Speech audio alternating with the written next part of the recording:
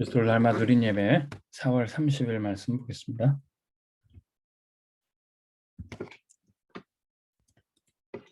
제목은 렘넌트가 먼저 갖출 것입니다. 사무엘상 16장 13절. 다윗이 현장에 나가기 전에 기름 부으심을 받고 하나님의 영에 크게 감동되었습니다. 렘넌트들이 이렇게 하나님의 영에 충만해야 되고 현장 가기 전에 미리 정복자의 응답을 누려야 됩니다. 근데 성경은 이렇게 세상을 정복해야 될 하나님의 백성들이 언약을 놓쳐서 세상에 정복하는 게 아니라 세상에 노예되고 또 심부름할 수밖에 없는 그런 현장을 보여주고 있습니다. 성경을 한마디로 말하면 이스라엘의 멸망사예요.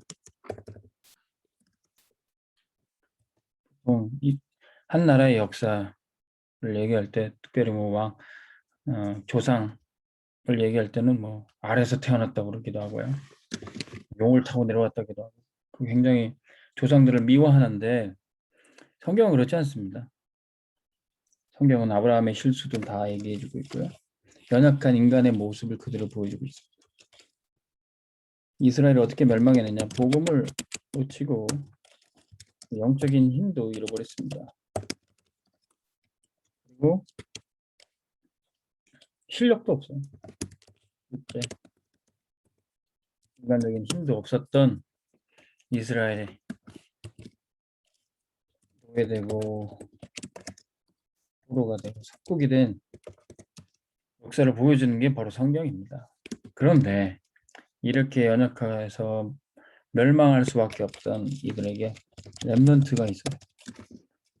그루터기 다 베어지고 뺏게 된 것처럼 보이지만 복음으로 구루터기로 남은 자가 있었던 겁니다.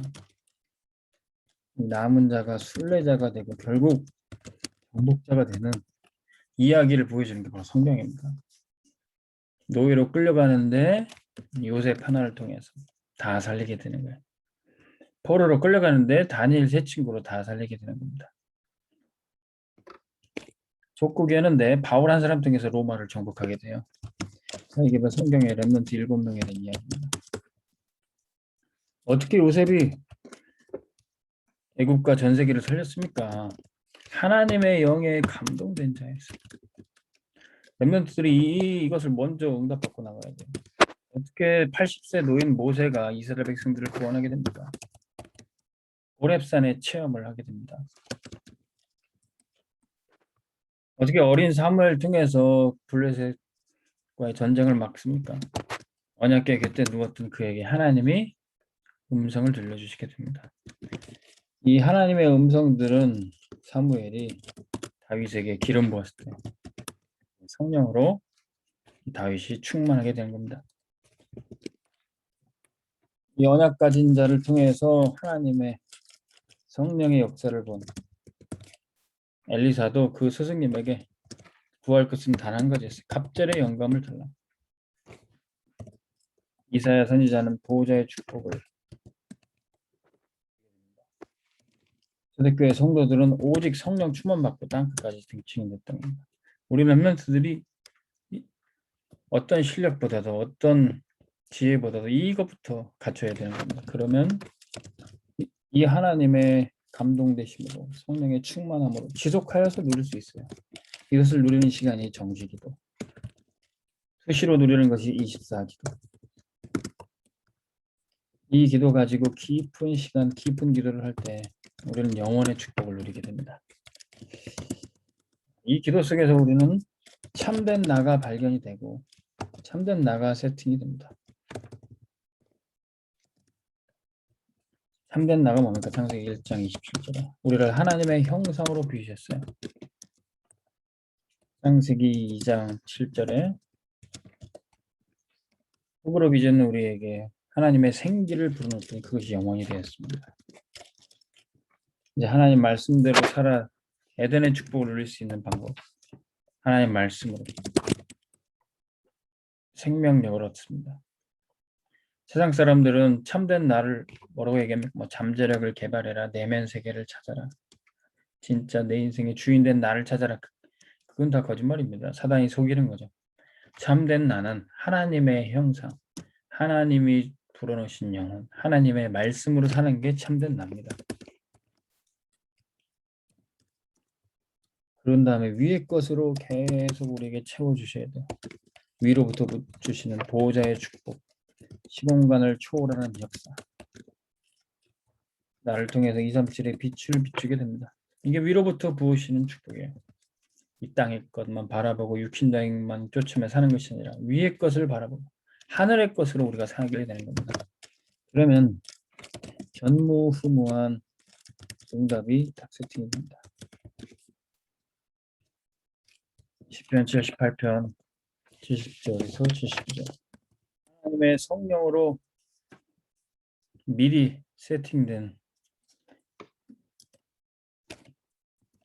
다윗이 목동일을 할 때 사자도 늑대의 입에서도 양을 구할 수 있도록 하나님의 성령으로 기름 부음 받은 사무엘이 사울 앞에서 찬양을 했더니 악신이 떠나가게 되는 겁니다. 하나님의 성령으로 감동된 이 다윗이 전쟁터에 나갔더니 골리앗을 꺾어버리는 승리자가 되는 겁니다. 우리 렘넌트들이 먼저 이 응답을 받고 현장에 나가면은 전무후무한 응답이 기다리고 있어요. 그 응답 가지고 우리는 세계 복음화 하며 전 세계에 빛을 비추게 될 겁니다.